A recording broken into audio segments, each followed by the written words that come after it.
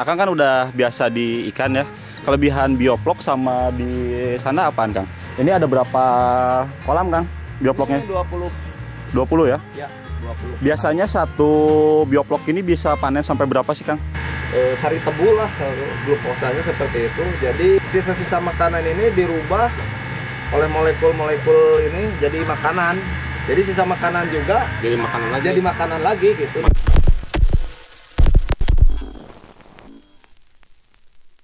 Jadi ya teman-teman, selain di sini tuh ada tempat pembibitan ikan di kolam terapung, ada juga jenis-jenis yang dibibitin dari bioplock.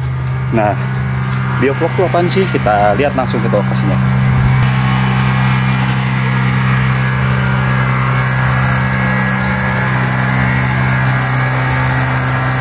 Ini bioplock ya.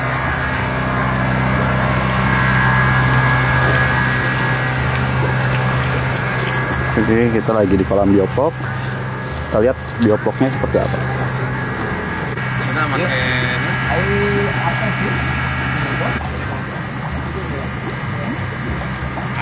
Ini bioplock kayak gini biasanya ikan apa aja sih, Kang?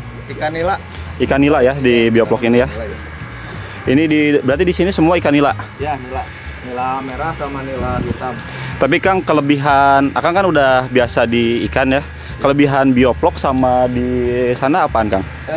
Kalau bioplock pola pemeliharaannya lebih intensif.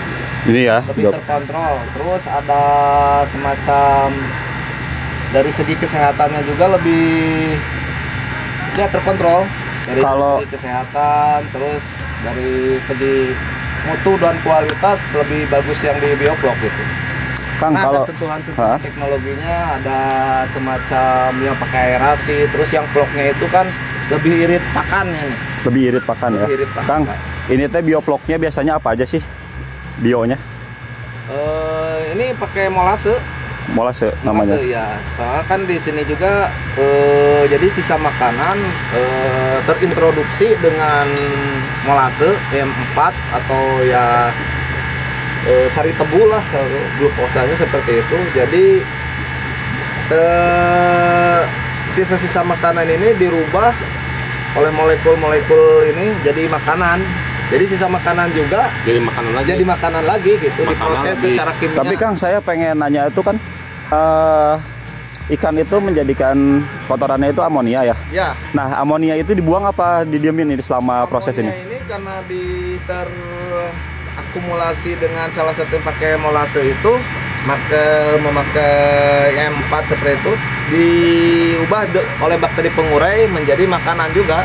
Jadi makanan plankton gitu. Iya. Jadi, tapi Kang, ini si airnya suka dikuras nggak sih tiap bulan atau gimana? Paling seminggu sekali. Seminggu sekali kuras. Bukannya dikuras tapi dikurangi. Kurangi Aja. Ya, elepansi airnya dikurangi, ditambah lagi dengan air yang bagus ya. Soalnya kan kalau terlalu subur juga kan jelek juga ke ikan. Soalnya DO terlarutnya kan saling membutuhkan oksigen. Ini kan banyak plankton juga. Mereka butuh oksigen. Mereka juga butuh oksigen. Jadi harus diatur seperti itu. Tapi siklusnya seminggu sekali. Harus dikurangi, terus ditambah dengan air baru lagi. Kalau misalnya kayak pH air, basa air itu diukur juga. Sangat menentukan ya. Biasanya berapa sih untuk bioplock ini? Untuk bioplock ini bagusnya di antara 8 sampai 7 pH-nya. 8 sampai 7 ya. Di situ jelek. Pasti jelek ya. Juga, iya. Soalnya kan vlognya gak bakalan jadi. Kalau vlognya jadi kan otomatis jadi makanan juga. Jadi siklus makanan berantai, salah satunya irit pakan itu seperti itu. Menggunakan vlognya itu gitu. Kadang-kadang kan ada kolam juga yang vlognya gak jadi. Salah satunya pH-nya itu rendah gitu.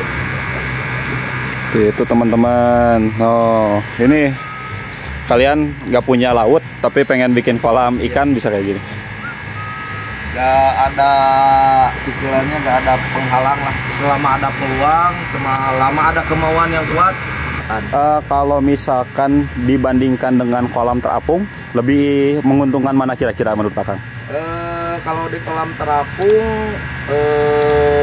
ada plus minusnya juga. Ada plus minusnya juga. Kalau ini kalau dibilang lebih untung titiknya harus banyak ini. Soalnya kan biaya setrumnya, biaya penggerak aerasinya itu harus nonstop 24 jam nonstop gitu. Kalau di Cirata kan nggak harus pakai aerasi, soalnya kan medianya luas gitu. Iya. Berarti berat di biaya berarti ini ya? Berat di biaya buat awalannya gitu. Kalau misalnya untuk panen sama nggak sih sama yang di laut itu, yang di danau? Lebih cepat di laut. Lebih cepat di sana ya? Yang di danau gitu. Yang lebih cepat yang di KJA daripada. Karena emang kasih makannya aja lebih irit yang ini ya? Irit ini. Biasanya kalau di sana 6 bulan, di sini? Kalau di sana 6 bulan, di sini bisa sampai 7 bulan. 7 bulan ya, beda 1 bulan ya? Beda 1 bulan. Tapi tergantung pola makan juga sih. Kalau pengen cepet-cepet panen bisa digenjot, tapi kan lebih besar di BOP. Biaya produksinya lebih gede gitu. Kalau di bioplok itu ya? Ya. Ini ada berapa kolam Kang bioploknya? Ini 20. 20 ya? Ya, 20. Biasanya satu bioplok ini bisa panen sampai berapa sih Kang? Paling 200 kilo. 200 kilo ya? Ya, 200 kilo. Ini tuh kan 200 kilo. Biasanya dipanen itu ukuran seberapa per kilonya Kang? Sama ukuran konsumsi, ukuran 5 up lah. 5, 6, 7? Kilo 5, kilo 4, kilo 2. Masih ada ya? 3, ya masih ada. Tidak rata semua sih sama. Mantap. Ini pokoknya nanti kalau misalnya butuh-butuh ikan yang di sini yang dari bioplok juga bisa ke Akang lah Ya, ya. hubungi aja saya. Dan alhamdulillah ikan-ikan yang ada di bioplok ini bisa dimanfaatkan, bisa ya kalau pola panennya juga lebih, pasca panennya juga lebih cepat ini. Penanganan pasca panennya juga Lebih cepat kan ya? nggak terlalu ribet, tinggal buang Sayur. air. Terus daya tahan tubuhnya juga lebih bagus yang di bioplok sebetulnya, itu kelebihannya salah satu. Saya pernah dengar ya Kang ya, kalau misalnya ada yang belanja gitu kayak misalnya apa sih, pengepul atau apa sih biasanya? Tengkulak. Tengkulak itu kadang-kadang kan ada yang nakal, misalnya cuma minta 2 jenis atau 3 jenis gitu kan kadang-kadang gitu ya. Ya. Itu dilayanin nggak? Maksudnya 3 jenis tuh misalnya sekilo 3, sekilo 2 gitu. Dilayanin. Karena prinsip kita menjual ikan itu bukan menjual ikannya, tapi kita jual pelayanan, kita jual servis gitu. Kalau ikan sama aja kayak yang dari Cirata, siapapun tengkulaknya sama. Tapi mereka kan tidak memperhatikan pelayanan, kenyamanan si pelanggan gitu. Salah satunya kalau pengen jadi owner, salah satunya yang diperhatikan itu pelayanan. Kita bukan jual barang, tapi kita jual pelayanan servis. Istilahnya pelayanan di sini adalah tepat waktu, tepat jumlah, tepat ukuran, tepat kiloan, tepat di harga. Itu salah satunya yang menjadi poin plus gitu kalau rekan-rekan misalkan ada yang pelanggan pengen beli ikan di saya itu seperti itu. Jadi nggak misalnya tadi kan kalau misalnya sekilo jadi 4 atau 5 gitu. Oh iya, size itu ukuran tuh di tepat ukuran gitu. Di tepat yang ukuran ya. Iya, permintaan segitu tapi yang dikasih nggak sesuai dengan yang dipesan, itu kan kita istilahnya nggak amanah. Salah satunya itu. Tidak bertanggung jawab lah, tidak terpercaya itu salah satu di situ. Kalau kita pesen yang ukuran segitu, kita kirim yang ukuran sesuai dengan pemesanan gitu. Seperti itu. Nah, teman-teman, jadi kalau misalnya nanti mau nyari ikan, pasti sesuai di sini, amanah pokoknya. Amanah. Gitu ya, teman-teman. Terjamin kualitasnya. Mau yang produk bioplok, mau yang produk KJA bisa. Ini berarti kalau untuk nila ya? Ini nila. Khusus nila, ikan nila merah, ikan nila hitam. Kira-kira di Akang sendiri gitu punya ikan apa aja sih? Ikan patin, ikan gurame, ikan bawal, ikan mas, ikan nila itu ya nila merah, nila hitam ada di saya. Selalu ready pokoknya ya? Selalu ready, insya Allah. Gitu teman-teman. Jadi kalau teman-teman butuh, pokoknya langsung aja hubungi nomor yang tertera di bawah sini pokoknya. Karena kita kan sudah bermitra dengan para petani KJA yang ada di wilayah Babakan Garut dan sekitarnya. Jadi kita insya Allah siap terus.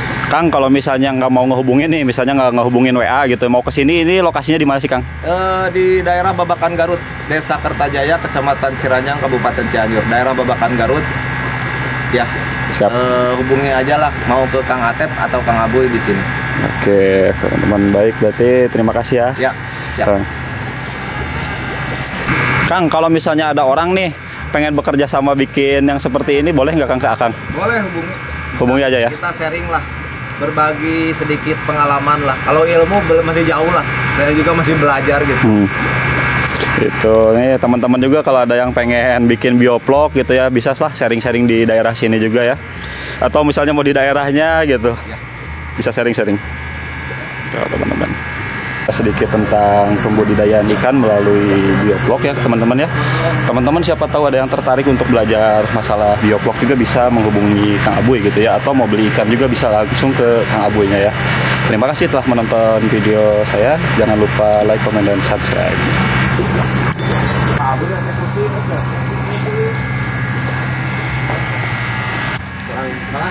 Tugas orang teman